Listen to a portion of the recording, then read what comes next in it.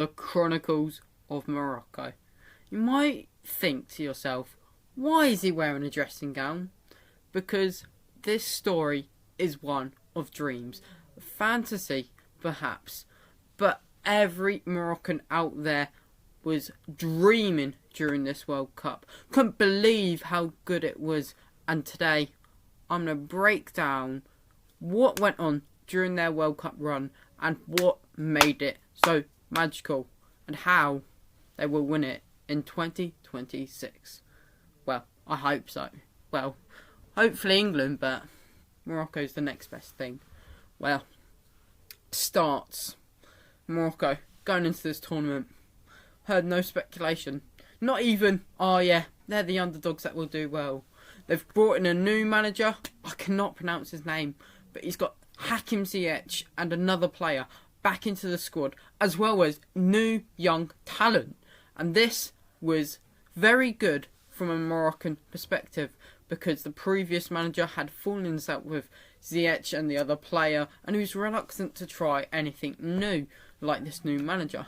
And I believe that was the start of their success. So going into the preview versus Croatia in the first group stage game that they ever played, well, not ever played, but they played during the 2022 World Cup. There was not much talk about them. There was more speculation of what Croatia, the team that came second, let's think about this, the team that came second in the last World Cup had to play Morocco first, and this would be one of Morocco's best games in my opinion. And it started, well, not with a bang, but with how they were going to play throughout the whole tournament. Defensive football, and some might say, it's boring.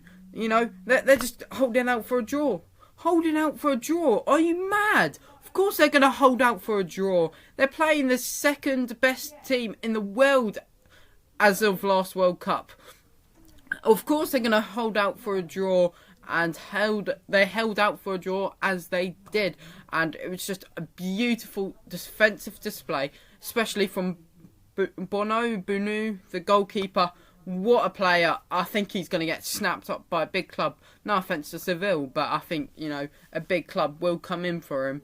And let's just say that they did have some sort of attacking threat during that first game, but I can't say his name, but the Croatian goalkeeper. I think it was a tournament of goalkeepers, but let's get back to that magical fairy tale of Morocco. 0-0 in their first game. No one saw this coming, and they were quite apprehensive to say they would do well for the rest of the tournament. But from that point on, I started to believe. I was like, they've just drawn to the second best team in the world, in my opinion, and no one saw that coming. And the way they were playing was actually quite impressive to me, because they knew how to play to their strengths and how to kind of weaken the opposition during their tactics. I think it worked a charm. I think, that manager for Morocco was the best man for that job. The next game, I believe, was Belgium-Morocco. They weren't lucky, because even though Belgium haven't done so well in tournaments, they're the second best ranked team. Well, probably not after the World Cup, but going into the tournament, they were the second best ranked team. And that is no easy feat, as anyone that has ever got to that stage in the leaderboard would know. That is not easy. Everyone had wrote them off, even though Belgium were probably quite past their sell-by date, Sorry about that joke, but they're past their sell-by date. Hakim Ziyech, I personally think that free kick should have stood, but they aren't like tactically the best, I would say, Morocco. No offence to them, but no. In a tactical sense, they're not the best attacking team, but they know how to defend and get the counter-attacks when they need to. And I think, the 2-0 against Belgium was an immense display of this. It was a perfect performance from the good old Moroccans, because they got there 1-0. Oh no, disallowed. And then they remained composed, did the same trick, went in, worked this time, weren't disallowed for offside or any other reasons, and that got Belgium rattled, and that forced them to attack. And Morocco played their game perfectly, may I say, and soaked up all the pressure, and then they saw an opportunity to go for a counter-attack, and they took it like a snake would kill a rat. I don't know why I've used that analogy, but that's fair enough, I guess. But the next game, the game to top it all off, the two underdogs in this group going into the tournament, Canada, Morocco. I have to say, Canada were quite unlucky in this tournament, but Morocco, in my opinion, deserves it more. And the only goal they conceded before the semi-finals against France was during this game, and it was an own goal. Think about that. Not even the best teams in the world, even France conceded before the semi-finals. They conceded multiple times, and even the winners, Argentina, they lost their opening game, but Morocco were the best defensive team in my opinion. And, only conceded an own goal, which was quite an unlucky own goal, but they had the 2 goals before that. And what a display. I think, that Moroccan player, I can't pronounce his name, I am sorry. I'm terrible at pronouncing names, as you might already know from previous videos. But that display, I think he could have got a hat-trick during that game. I think, Ziyech got a bit fortunate with his goal, the first goal, obviously.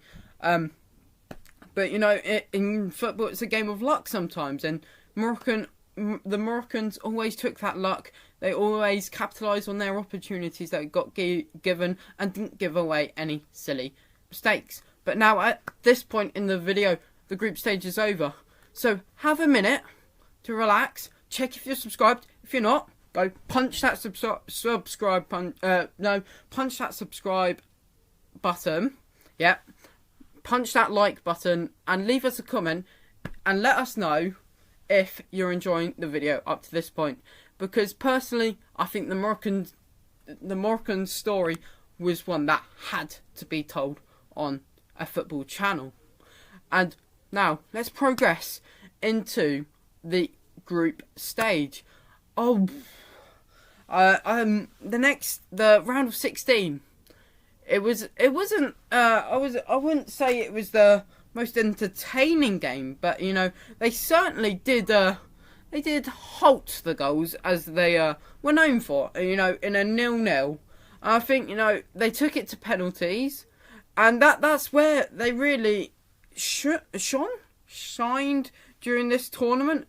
And I think that Bono, however you say his name, was such a key player during this whole tournament and vital to their success, shown by this incredible penalty shootout and Hakim Ziyech with the audacious chip down the middle.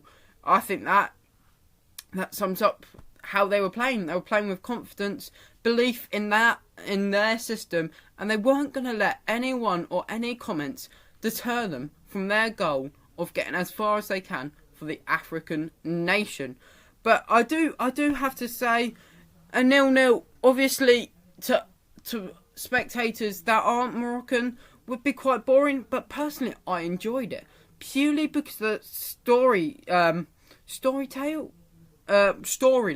whatever you call it, of how well Morocco were doing. And I think Morocco during this World Cup might not have played the best football, as I've said before, but I think the story tale actually was a bit more important than what they did.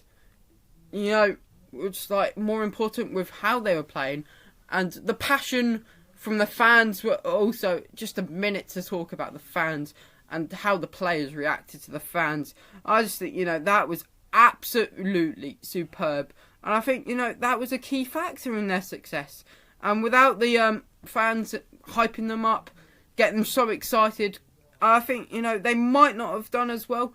But I think, let's just take a minute for the 12th man, who were the fans, and just say, well done. I'm trying to think who they played in that round of 16. But bloody Google on my phone won't tell me the answer. Right, just give me a second. Sorry about this. World Cup, round of 16. I mean, I remember it was 0-0 though. I think it was the Netherlands actually. No, it's Spain. But they won 3-0 on penalties. And let's just talk about Spain. They had a promising young squad. But that was no feat for the old Moroccan. Well, not old Moroccans, but just the Moroccans. Because they had the ability to take them on. And effectively, the courage to not shy away from their defensive responsibilities after the onslaught of the Spanish attack. Because, no offence, but during this tournament, before this tournament, people would, I think, value Morocco and Costa Rica, who Spain beat Costa Rica 8-0. I think they would value them on the same sort of level. But then Morocco proved us wrong during the tournament. I think, the success story is one of the best out there. And next up was the big game against some people's goats, not my goat, Ronaldo's Portugal. And just coming off a Gonzalo Ramos hat-trick, you thought he'd be on fire. You thought he'd be scoring all over the place. Guess who kept him quiet? The boys at the back. And I think a man that has to be absolutely applauded is Saiss. I think he's just got to be appreciated, and I think he's got to be brought by a bigger club, because despite not being 100% fit during all the games, he soldiered on for his country, and he was trying to just play, just the passion and the desire to do well for his country was one of the key factors for that whole Moroccan squad, especially Saiss. But let's talk about it more. Gonzalo Ramos scored a hat-trick the game before. You think, surely, he's on fire, as I've just said. But, Morocco, they knew they wouldn't be attacking too much, but they knew the counter-attack would be on without valuable players such as Cancelo in the defence of Portugal, which could be a reason for their success. But let's not take anything away from Morocco and that magnificent header. I can't say his name. El Naif? Oh, sorry, let me just... No, I know his name because I use him on bloody FIFA. But I can't pronounce it right. Should we get Google to pronounce it before us? That could be fun. I think we do that. Morocco quarterfinals. Oh, right. Let's get quarterfinals. World Cup quarterfinals. Bosh. Right. Morocco. Yeah. El Naisi. I can't say it, so... Do you reckon... Yeah, we'll just get this, and we'll get Google to pronounce it in 30 seconds. But, I think one man that did let Morocco down in a sense was the substitute that got a red card, Chede. I'm not sure if that's the correct name to pronounce his name, but it's added time during a World Cup. You've been subbed on. You've only got a yellow card a couple minutes earlier, and you've gone into a tackle which the referee has to give you a yellow card for. And I just think, you need to have a bit more savviness about you, You're playing in a World Cup quarter-final, trying to get your team for Africa, not just even for Morocco, for Africa, the first African side to get to a semi-finals, and you go and do that. Luckily, they did make it through 1-0. I think they were going through anyways, but I think it's a bit of a silly moment. But here is the hype of Google saying the guy's name. Right, let's get that. Why? Necessary. Wow, magical that. Couldn't have said that. Couldn't said that better myself, Google. But the next game, and it does break my heart. France beat them, and I don't think they deserve to beat them. You know, Hernandez got a goal early on, but you know, other than from a Moroccan mistake, but I think that was the only mistake they made the whole tournament, and I just think it's a bit of a shame that this happened. Sorry, you don't want to see that, I can assure you, but it's a shame that happened because I think the Moroccan side looked quite a bit better during that whole period of play. You know, I think they just got a bit unfortunate that Hernandez scored so early on, and they just couldn't quite find the finish to get a goal back and quite likely win the game, because I think the French were quite poor during that game. But you know, they had their main centre back not even able to start the game, and then Seiss have to come on, which caused a change in the formation. But you know, it was quite unfortunate, and I don't believe that was the Moroccans' fault that they lost the game. I think, you know, it was just the World Cup schedule. The games are too close. It caused Seiss to be injured, and then moving on to the game no one wants to be in, as the commentators said, the game no one wants to be in, but what a game to be in, because it is the third place playoff. No one wants to be in it. You want to be in the final, trying to win that trophy, but you have to have a heck of a journey to get to the stage of a third place playoff. I just think Morocco, they had a heck of a journey during that game. I mean, they conceded, but this shows the spirit, because less than 90 seconds later, they go down the other end and score a goal. Unfortunately, due to an Orsic wonder strike. What a goal, by the way. They couldn't win that game. And I think it was, again, down to injuries caused by the horrid World Cup schedule. And, you know, I think it might have been the best World Cup in terms of games. But I think we need to...